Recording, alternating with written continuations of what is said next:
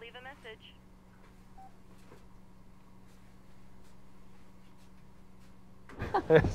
That's funny. I know. I don't want to go back either. Surprise! Josh, honey, this is Christian. Christian, this is my husband, Josh. Nice to meet you.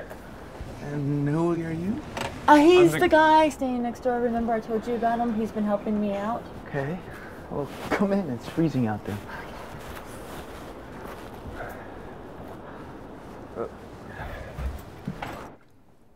I'm staying here while I renovate my new house. Really? And my contractor, he keeps screwing up. Last week he put in the wrong sink. He had to rip out the whole thing and start over.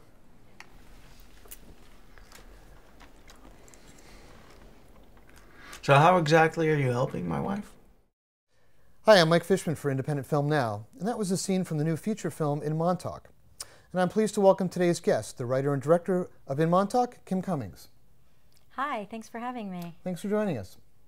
So Kim, In Montauk is a film about Julie, a photographer living in Queens, New York, who drives out to Montauk to take photos for what will be her next gallery exhibit.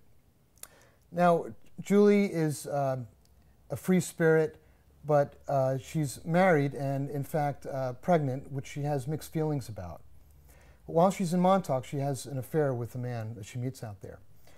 Where did the idea for this character and story arc come from?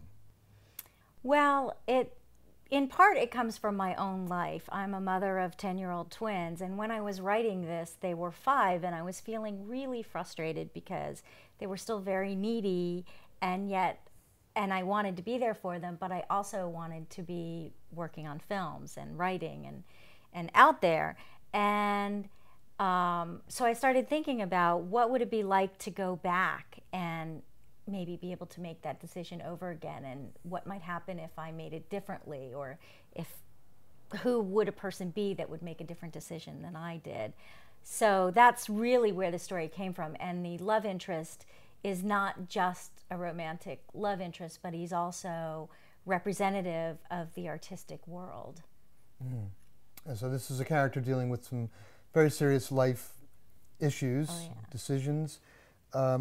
And in fact, the film ends in a very provocative and thought-provoking, though uncertain way. Mm-hmm. What's been the reaction to the ending, and what did you want viewers to take away from it? Well, the reaction has been really interesting, actually, because 201, everybody comes up to me and says, well, what did you mean when you ended it this way? Well, what exactly was happening? And I always ask people, what did you think? And everybody, based on their experience, walks away with a different ending in their own minds, which is kind of nice because you can make it be what you want. But at the same time, it brings up the question of what does it mean to be a mother? What does it mean to be an artist and a woman? And I want it to spark those discussions because I think for years we've accepted the male artist who goes off and does his thing, and if he has a family, he has a wife to take care of things for him. And so what I'm hoping is that this will spark a bigger dialogue about what it means and the sacrifices that you make, both to be a mother and to be an artist. The music in the film by composer Charlie Schmid and singer-songwriter Jonathan Spottiswoode is very evocative and adds greatly to the mood of the film. How did those collaborations come about? Well, I was very fortunate. I've known Jonathan for a long time, and he's composed music for my other films. And when I heard these songs that he was doing for his new album, Piano 45, I said, these are the emotions that I'm trying to express with my film.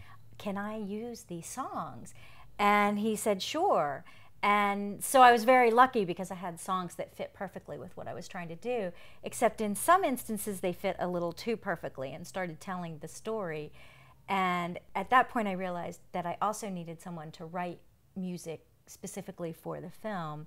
And I came across Charlie. He's my kid's percussion teacher and a composer, and he's done some film work before, and he said, could you give me a shot at this? So we started working together, and he's been wonderful because he's been with me throughout the whole process, and it's been a real collaborative effort. So I feel fortunate both to have music from both of two very talented people on the film. Yeah, Absolutely. Kim, this is a beautifully directed and edited film. I'd like to ask you, as an independent filmmaker, do you think that working with a limited budget can lead to greater creativity? Absolutely. When you don't have money for helicopters and 20 feet dolly track and, you know, multi-cameras and hours to shoot, you pretty much try to come up with the best way that you can tell the story in the most creative way. So my cinematographer, Brian Dilg, was on rollerblades, he was on 20-foot ladders, he was in the car shooting from the window, from hanging outside. So it was really fun, and when we were getting ready to shoot the film, we didn't know what we were going to shoot on. And he said, I've just found this new camera. It's a Canon 7D, and the footage is beautiful. You have to look at this. So he sent me some test shots, and we started looking at it, and I said, this is great. And it turned out to be fabulous, because not only did it look great, but it was so mobile and easy to use that we were able to get scenes. We were able to shoot 10 scenes a day, so, which was really phenomenal, because we could move so quickly and be nimble. So yeah, it's not having money really gave us the license to do things that I think we might not have done if we had had a lot more money.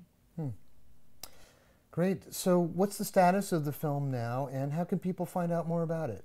Well, people can follow it on Facebook, in Montauk the Movie, and I'm in the final stages of post, a few more touches of music and sound, and I'm in the process of submitting to film festivals, which, as you know, can get very expensive.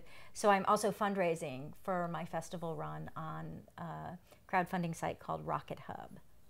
Okay, great. Well, I look forward to following the film on the internet, and best of luck with it. Thank you. Thank you so much. Thank you for joining us. Thanks for having me.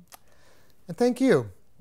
If you'd like to find out more about the film in Montauk, or would like to be a guest on our show, please drop us an email at independentfilmnow@gmail.com. We'll see you next time.